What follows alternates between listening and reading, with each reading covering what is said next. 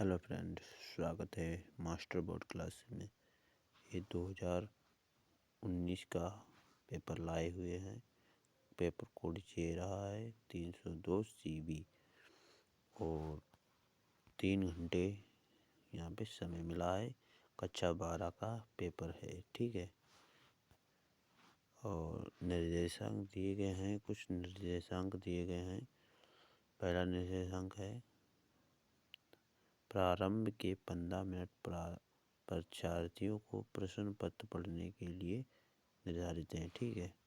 दूसरा है इस प्रश्न पत्र में 2 खंड हैं, जो खंडों के सभी प्रश्नों के उत्तर देना आवश्यक है। ये बहुत इम्पोर्टेंट पेपर लाए हुए हैं। और ये देखिए पहला खंड का है। एक क्वेश्चन पहला है। पहला क्वेश्चन, आवारा मसीहा कृति के लेखक हैं। नंबर ऑप्शन दिए हुए हैं विष्णु प्रभाकर, अमृत राय, नागार्जुन, भैरव प्रसाद गुप्ता। तो आवारा मसीहा का लेखक के नाम है विष्णु प्रभाकर, ठीक है। पहले का पहला सही हो जाएगा। दूसरे की ओर चलते हैं। प्रेमचंद का उपन्यास है कंकाल, तितली, गोदान, चित्रलेखा।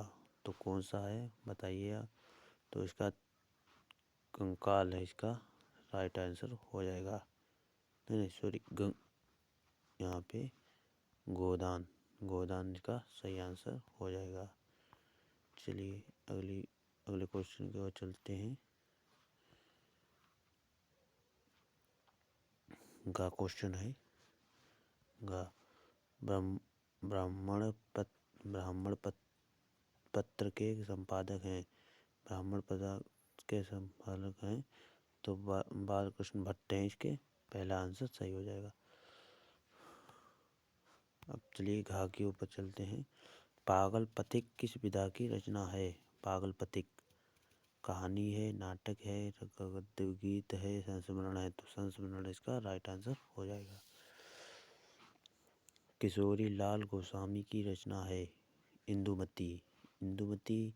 नहुष आलोक पर्व अपनी खबर। किशोरी लाल गोस्वामी की इंदुमती इसका राइट आंसर हो जाएगा। दूसरा और चलते हैं। आदिकाल का एक अन्य नाम बताइए। सिद्ध समांत काल, श्रृंगार काल, स्वर्ण काल, अलकृत काल। इसका आंसर क्या हो जाएगा कमेंट में बताइए। अगला क्वेश्चन, सूफी काव्य धारा के कवि हैं रसखान, रहीम, जयसी, नानक। तो रसखान। निम्न में से राम भक्ति सागर के कवि नहीं हैं। राम भक्ति सागर अग्रदास। मैथिली शरण गुप्त किस युग के कवि नहीं हैं? कवि हैं। मैथिली शरण किस युग के कवि हैं? भारतेंदु युग, छायावादी युग, द्विवेदी युग, मशूक युग, तर्क युग।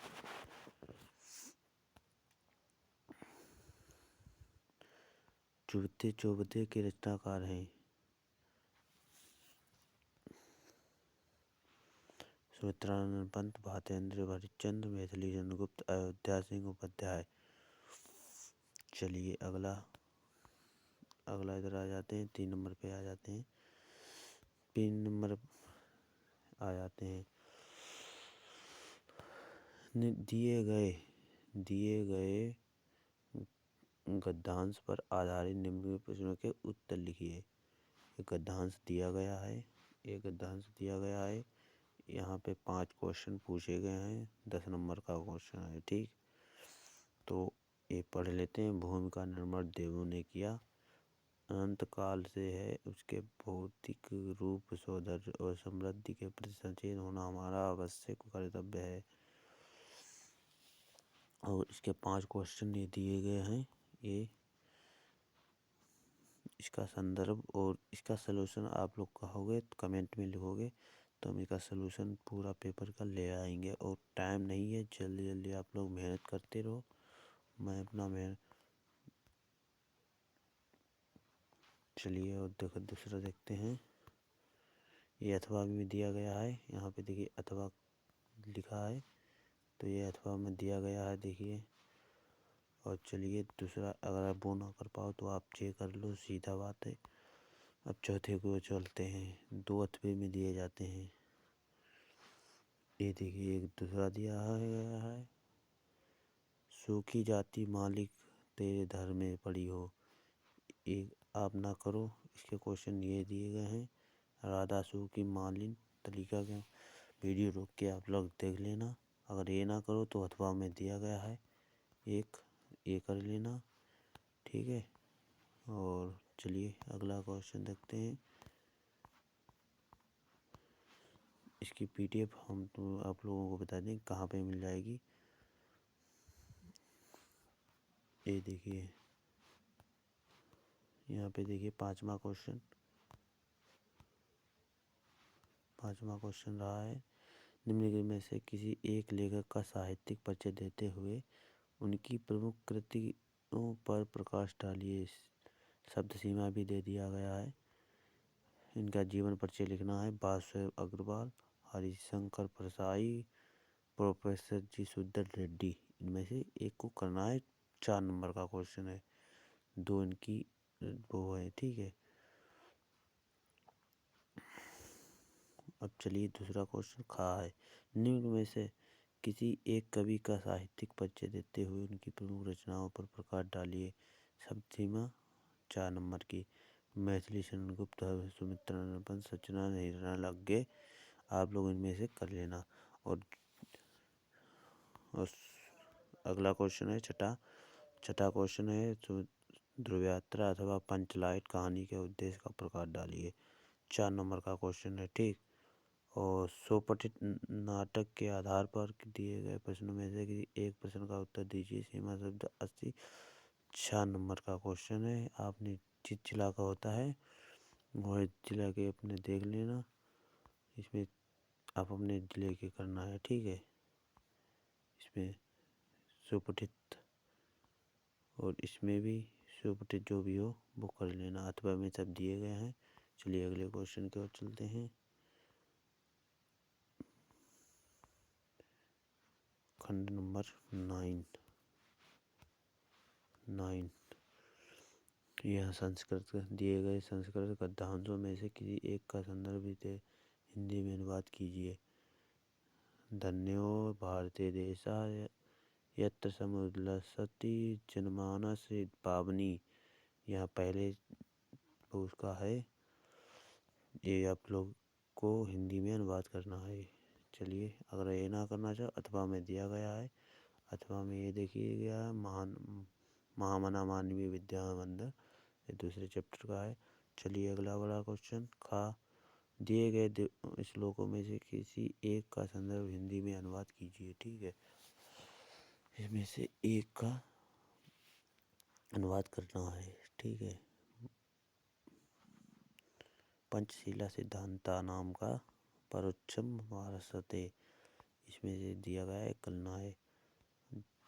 क्वेश्चन नंबर 10 का ऊपर चलते हैं, ठीक है। मुहावरों में से लोकोक्तियों में से किसी एक का अर्थ लिखकर वाक्य में प्रयोग कीजिए, ठीक है। एक का अर्थ किया, एक 4 दिए गए हैं। अधजल नगरी चलकर जाए अकेला चना बढ़ा, भाड़ नहीं फोड़ सकता, तीन तेरा होना अंगूठा दिखाना, ठीक है। मुहावरा है। अगला क्वेश्चन 11वां। निम्न में शब्दों में संधि विच्छेद के सही विकल्प का चयन कीजिए। संधि विच्छेद दिए गए हैं। देवर्षि का सही संधि विच्छेद क्या हो? देवधन ऋषि। तो कौन सा सही होगा इसमें? पहला वाला सही हो जाएगा, ठीक है। चलिए अगले क्वेश्चन की ओर चलते हैं। देखिए विष्णु व का संधि विच्छेद 4 क्वेश्चन दिए गए हैं। और नायक का एक जरूर पूछा जाए। नयन धन आवक, तो इसमें एक सही है। चलिए अगला क्वेश्चन देखते हैं।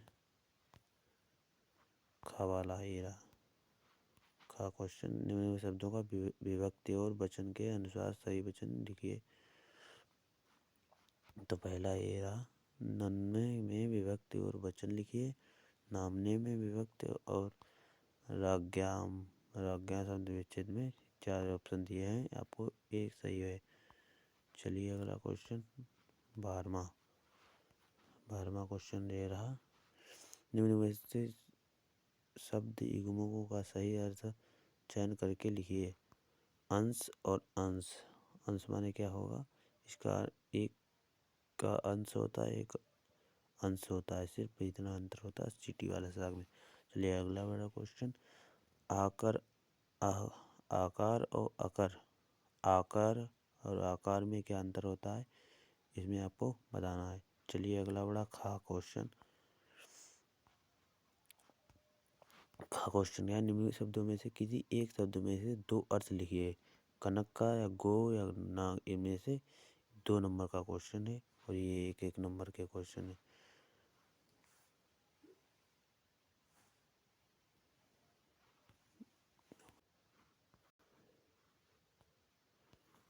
और एक क्वेश्चन देख लीजिएगा, अगला क्वेश्चन है